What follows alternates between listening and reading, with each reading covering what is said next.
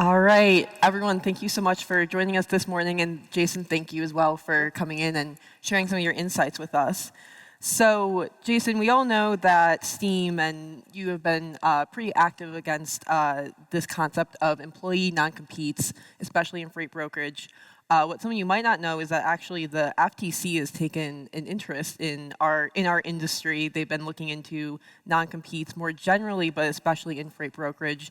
They say generally that eliminating employee non-competes could boost employee wages by $250 billion. So, Jason, why is it that non-competes are so prevalent, specifically in the freight brokerage industry? I'm not 100% sure. I think my suspicion is that it's an industry that has always attracted young talent. So we all know that 3PLs tend to hire a lot of people right out of college, and these are people that don't have a lot of work experience. And my suspicion is it's just been an easy thing to slide in front of somebody as they're joining a company that sort of protects the employer downstream if the person that they've hired wants to leave their company. And so I think it's mostly just driven by that a lot of very inexperienced people that don't understand non-competes and then certainly don't know how to push back against non-competes. Right, they might not know that they need to look at the contract before they're signing it. Sure, I mean, they don't have lawyers, right? I mean, these are people that are, and frankly, they're excited, they're optimistic, they just got their first job, and they're not thinking about 3 years from that moment where they might want to, take a new opportunity. So, it's kind of a shame that they've crept in the way they have, and they are pretty prevalent right now. What are kind of like the varying levels of non-competes? Because I'm sure most employee contracts might have an NDA or, please don't leak our trade secrets to others. But how do you differentiate between maybe an acceptable non-compete and one that folks should generally kind of avoid? Yeah, I mean, we have no issues with NDAs, which are non-disclosure agreements, or non-solicits. In fact, we have those in our business. We don't think it's unreasonable as an employer to, ask your employees when they leave not to disclose confidential information to a competitor and not to steal your customers. I mean, those are things that are completely understandable. I think where we see corporate overreach is when you're telling somebody when they leave your company they have to go sit out of the industry for 6 months, a year, or 2 years.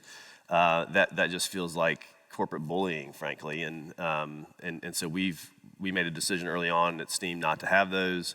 And it hasn't hurt us at all. I mean, we've grown dramatically over the past handful of years. And when people leave, we try to wish them well. And we have a whole community of people that are, at Steam and then former Steam team members. And we try to keep great relationships with those people. So again, we don't see that it hurts our business in any way. And we're hopeful that others will, continue to take note of that.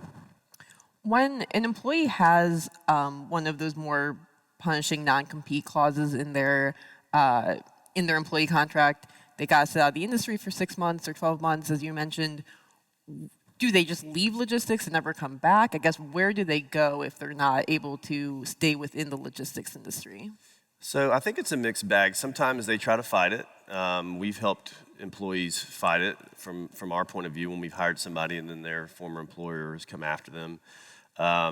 But a lot of times they do. They just leave. I mean, I know a lot of people that I've met over the years who have just left the industry to get into a SaaS business or something totally unrelated, and that hurts all of us. I mean, we need to retain talent in our industry, and when we have people that are very talented that just absolutely just leave the space and many times never come back, that doesn't really help the logistics space in sort of a macro environment.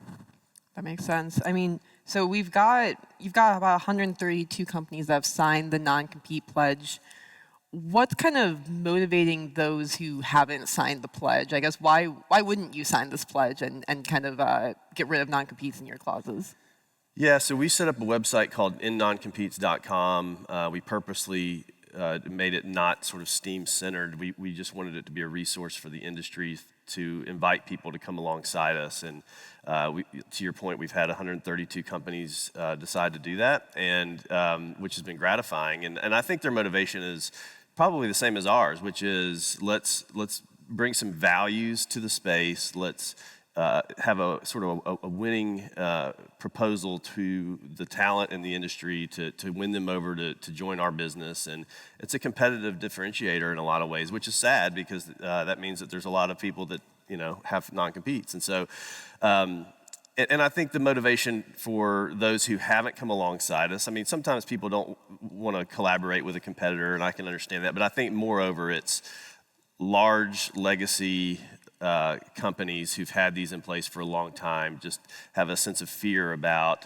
whether or not they would lose a lot of their employees if they didn't have that. So again, I think that fear is largely overstated, and certainly it would require these companies to make sure that they have their house in order, that they have a good culture, that they keep their employees for those types of reasons as opposed to holding them hostage with a non-compete. Yeah, I mean, if your employees are there because they just want to stay in the industry rather than, I like this company, I just want to work here, and that's definitely not a great fit for culture, I imagine. Yeah, I mean, we kind of put that accountability on ourselves. I mean, we feel like it's our job to create an environment that wins people over and keeps them in our company. And if we're not doing that and they leave, that's on us. And so, it can be done, and it shouldn't be such a kind of a taboo for especially the kind of legacy players in the space. What gave you this idea to kind of venture into this and non-compete type of I don't want to say advocacy or activism, but Sure. it is something that pushes against what other companies are doing for sure. Well, I actually think the idea was Steve Cox's, one of my colleagues, our president at Steam. When we started up our domestic business unit in April of 2021, and at that time we started hiring a lot of domestic brokers, and we were getting letters left and right from different companies in the space. I think we got 7 or 8 of them basically saying, don't hire this person, he's under a non-compete or she's under a non-compete. And we were just constantly playing defense, and we thought, well, let's switch this around and let's go on offense a little bit. Let's drag this, because it's all very shadowy, right? I mean, it's all letters and nobody really knows. And we thought, well, let's just drag this out of the shadows into the light and put some real scrutiny around it and take it to the court of public opinion. And we've just seen a lot of enthusiasm around that. And so, that just led to the website and everything else that came behind it. So it was sort of out of necessity in some ways. What happens if you have a non-compete and you decide to go work at another freight brokerage? Is it sort of the employer kind of forgets about it and doesn't really pursue any legal action? Are there cases where actual legal action is placed against, let's say, a freight broker with a year or 2 of experience who goes somewhere else? It depends on the company. Some people are pretty adamant, and they'll take it all the way, and it will go to a legal scenario. Wow. Usually, though, what happens in that situation, it's really hard to actually prove damages, and so it ends up being a situation where the lawyers win and nobody else does. But it just kind of depends on the nature of the business. One of the things that we did that Steve actually promoted on LinkedIn was we said that the next time we get one of those letters, we're posting it on LinkedIn. That's good. And we've never gotten one since. So, I mean, again, it's that shadowiness that's so kind of distasteful about it, I think. That's interesting. Well, maybe we'll get. I'm curious to see one of those letters one of those days. So I'll be checking out LinkedIn. So shifting gears a little bit. Obviously, there's been a lot of issues just generally in the trucking industry. Yep. Economic and markets conditions have changed, and that's really for kind of unusually has also hit the brokerage industry, of course. I guess, what would you say generally brokers can do to stay in business? What's going to differentiate those brokers that stay in business and ride out this versus those that unfortunately shut down? Yeah, I mean, I think it starts with an awareness of the situation on the ground. I think early in this year, it took a lot of people, and I would even say us, a little bit of time to sort of recognize what was happening. And, it feels a little bit like whiplash when you come out of the pandemic. It was obviously a crazy time. And then at the rate at which the market dropped, it was pretty jarring. And so I think all of us at this point should really understand now, we're in a tough industry right now, but It starts there, but then it's really simple things. It's for us. It's keeping our priorities pretty narrow. It's not a time to get super fancy. Let's really focus on fewer things and execute well. It's protecting cash. It's keeping expenses down, and for us, our mantra all year has been market share. I mean, this industry is massive. We do not have to have an expanding market in order to grow. And it's about having a winning story, and it's about winning over customers. And so far, it's been very successful for us. I mean, actually, our volume is up about 30% year over year as a company, and it's up almost 60% in our domestic unit. And so, we feel like we're making really good gains, even despite some of these headwinds, and there's plenty of them.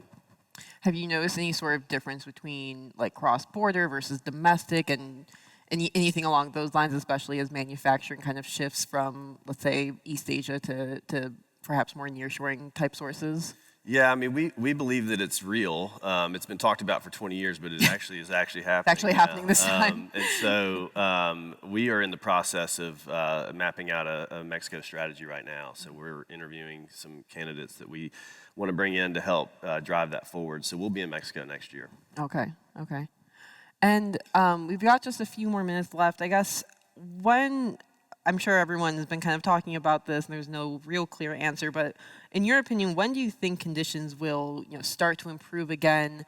When do you think that, what's got to happen in order for this freight market to turn around? That's the $1 million question. I think a lot of people think second half of next year, and I think that's about as likely as it not happening. I mean, it's sort of a coin flip, but we're preparing and have prepared our business to ride this out for as long as it takes. And I think, our plan for next year is to essentially assume that it's going to feel exactly the way it does right now for the entirety of the year. I'd rather plan for that and then hope for something to happen on the positive end than kind of going in with hope as a strategy. So we're just gonna run the business, and we're in a good position to do it. And if it gets better next year, we'll appreciate that. But if it doesn't, we should be in good shape to manage through it. Okay. And anything else you'd want to leave with our audience today before we welcome in our next speaker? Just welcome to Chattanooga. This is our home. We love it here. So I'm so glad that we have this event here, and I hope you all are enjoying our city. Well, thank you so much, Jason. We really appreciate it. Appreciate it.